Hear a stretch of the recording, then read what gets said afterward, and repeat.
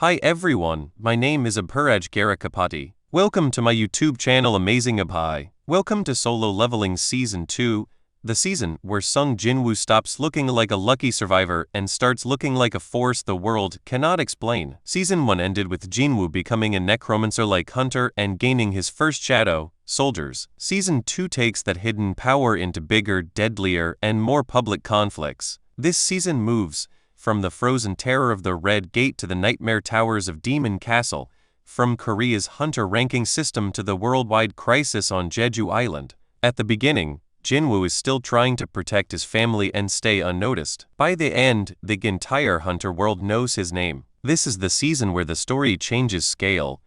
Jinwoo is no longer simply leveling up. He is becoming the answer to disasters that even nations cannot. Season 2 begins with a dangerous lesson. Not every gate is what it seems. Jinwoo joins a training raid involving lower-ranked hunters, including Han Songyi, a young girl connected to his sister. At first, the mission seems manageable, but the gate suddenly turns red. A red gate traps the hunters inside a deadly world where escape is impossible until the dungeon is cleared. The environment itself becomes a threat. Freezing cold, unknown monsters, and panic among the weaker hunters. Jinwoo quickly understands that this is not a normal raid. He stays calm, watches the situation, and begins protecting the group without revealing everything he can do. The other hunters start realizing something unsettling. Jinwoo may still be listed as E rank, but nothing about him feels weak anymore. The Red Gate becomes a survival war in a frozen forest. The group faces ice elves and deadly creatures that understand the environment far better than the humans do. Kim Chul, an A-rank hunter, makes arrogant decisions that put others at risk, while Jinwoo quietly handles the real danger. The fight against Barduka, the ice elf leader, shows how much Jinwoo has grown since Season 1. He no longer wins only by luck or desperate effort. He fights like someone who reads his enemy, adapts instantly, and uses shadows as an extension of himself. By the end of the arc, the survivors escape, but the mystery around Jinwoo deepens. The people who saw him fight understand one thing clearly: this man is hiding power that does not fit any known rank. After the Red Gate, Jinwoo returns to one of his most personal goals, saving his mother. The system gives him a path through Demon Castle, where he can collect ingredients for the elixir of life. This arc is important because it reminds us that Jinwoo's power is not just about pride or glory. Every step he takes is tied to family. Demon Castle is terrifying, filled with demons, burning towers, and enemies far beyond ordinary dungeon monsters. Jinwoo pushes deeper while realizing that even after all his growth, there are still levels above him. This episode has a different kind of tension. It is not only about whether Jinwoo can win, it is about whether he can become strong enough before time runs out for the person he wants to save most. Before we move ahead, please take a second to like on this video. A like tells me that you enjoyed this topic. Your support helps Amazing Abhi grow naturally. Jinwoo finally decides that hiding as an E-rank hunter no longer makes sense. He applies for a rank reassessment, and the result shocks everyone. The measuring device cannot properly contain or explain his power. For the Hunter Association and the major guilds, this moment is like a siren going off. A new S-rank hunter has appeared, but unlike others, Jinwoo has no guild, no public history of elite training, and no clear limit. At the same time, he gets pulled toward the Hunters Guild and their high-level operations. This episode is a turning point because Jinwoo begins stepping into the public world of elite hunters. He is no longer only growing in secret dungeons. Now powerful organizations are watching him, and everyone wants to know what he really is. Jinwoo joins a Hunters Guild mining team inside an A-rank dungeon, and the contrast is powerful. Around him are trained professionals, experienced hunters, and organized teams that understand dungeon work at the highest level.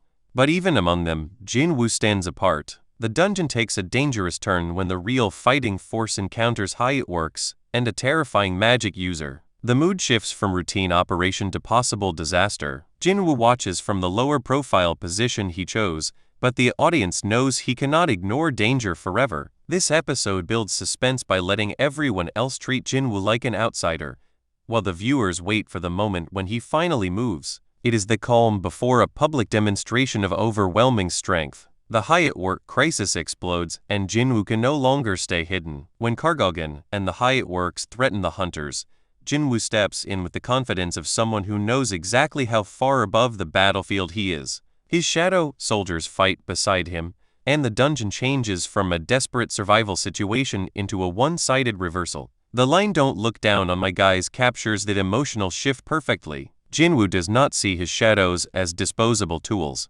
They are his army, his companions, and proof of the new power he commands. The hunters witness something unbelievable, and Cha Hyun's curiosity about Jinwoo grows stronger. From here, the public secret is collapsing. Too many people have seen too much. Jinwoo is officially recognized as Korea's newest S-rank hunter. For ordinary people, this is massive news. For guilds, it is a race to recruit him. For Jinwoo, it is almost secondary. His real focus is still Demon Castle and the elixir of life. This contrast makes him different from other hunters. Fame, money, and status are not his main motivation. He wants the power to protect his family and control his own fate. Returning to Demon Castle, Jinwoo pushes deeper into a world of demons and brutal trials. He also begins forming unexpected connections there, especially with Essel, who becomes part of his path through the castle. The episode balances public recognition with private determination. The world sees a new S-rank. Jinwoo sees unfinished work. Demon Castle reaches its biggest battle as Jinwoo climbs toward the final floors and confronts Demon King Baron. This fight is one of the strongest signs that Jinwoo has entered a completely different league. Baron is not a simple monster.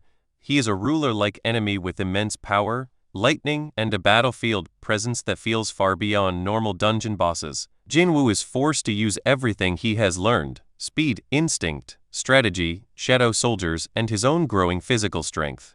The battle is not only about defeating Baron, it is about proving that Jinwoo can stand against enemies connected to a much larger mythology. When he wins, the reward is not just another level, it is the final ingredient needed to save his mother. The emotional payoff is finally within reach. This episode gives Season 2 one of its most emotional moments. After everything Jinwoo has survived, trained for, and risked, he uses the elixir of life on his mother. For a story filled with monsters and leveling, this scene brings the heart of Jinwoo's journey back into focus. He did not become strong only to be feared. He became strong because weakness once made him helpless in front of the people he loved. Saving his mother proves that all of his suffering had meaning. But peace does not last long. The world is moving toward a new crisis.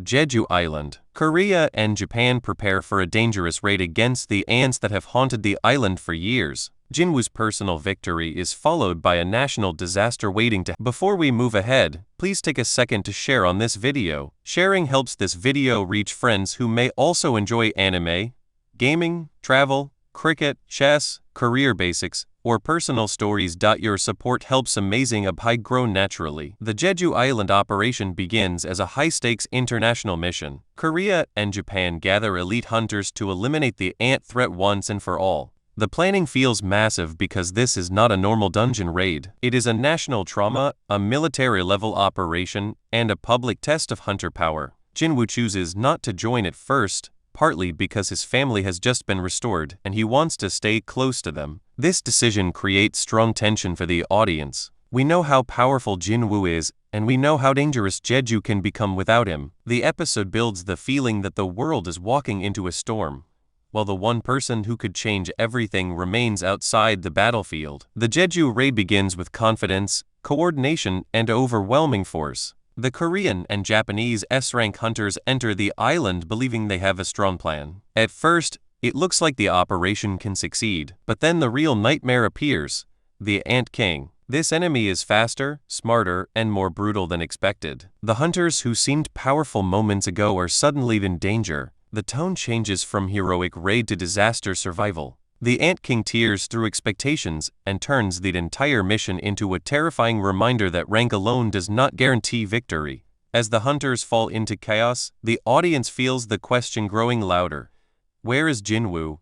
And how long can everyone survive without him? Jinwoo finally enters the Jeju Island battlefield, and the entire mood changes. Until now, the Ant King felt unstoppable. The strongest hunters were struggling, injured, or overwhelmed. But when Jinwoo arrives, the story flips from despair to awe. His presence feels calm, cold, and absolute. The Ant King recognizes something different in him and questions whether he is the king of humans.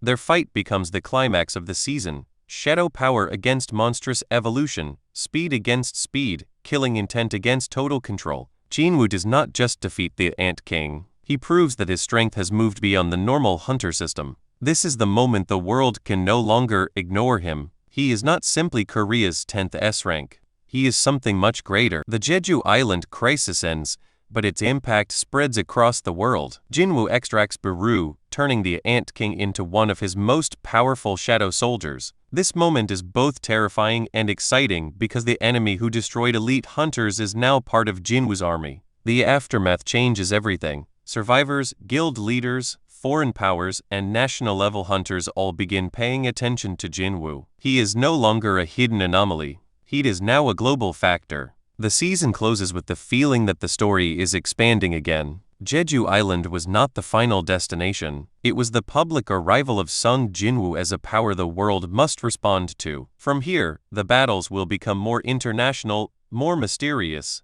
and much closer to the truth behind. Season 2 completes Jinwoo's second major transformation. Season 1 made him powerful in secret. Season 2 makes him impossible to ignore. He survives the Red Gate, clears Demon Castle, saves his mother, reveals himself as an S-rank hunter, dominates an A-rank dungeon crisis, and finally changes the outcome of Jeju Island. But the season also hints that ordinary monsters are not the real endgame. The system, the Demon Castle, the strange power of shadows, and enemies that feel almost royal all point toward a bigger hidden war. Season 3 should move into the Ajin Guild, the return to the Double Dungeon, the truth behind the system, and the larger conflict involving monarchs and rulers. Season 2 is the moment Jinwoo steps onto the world stage. The next story will ask what he truly is. If you enjoyed this video, please hit the like button and subscribe to Amazing Apai. Subscribing makes sure you do not miss the next video, and it gives me motivation to keep improving the quality of every upload. Thank you for being here, and I will see you in the next one.